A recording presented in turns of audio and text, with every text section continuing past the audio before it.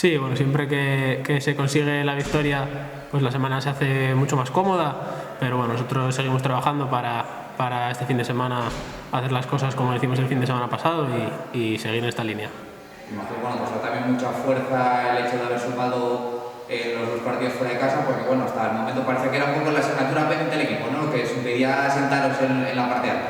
Sí, bueno, nosotros trabajamos igual y sabíamos que tarde o temprano iba a llegar el resultado y lo estamos viendo ahora reflejado y a intentar mantener esto.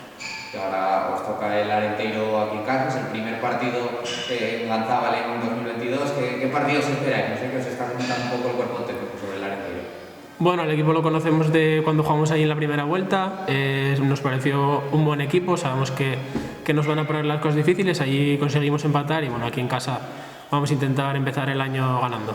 Y una última ya un poco tuya a nivel personal, ¿cómo estás viendo esta evolución en la temporada? Pues bueno, estás teniendo bastante protagonismo, se te ve ya cada vez más asentado y más cómodo en el lateral izquierdo, ¿no? Sí, bueno, siempre que uno juega y tiene la confianza del entrenador y de los compañeros, pues al final las cosas van saliendo mejor y bueno, intentar seguir en esta dinámica y ayudar lo máximo posible.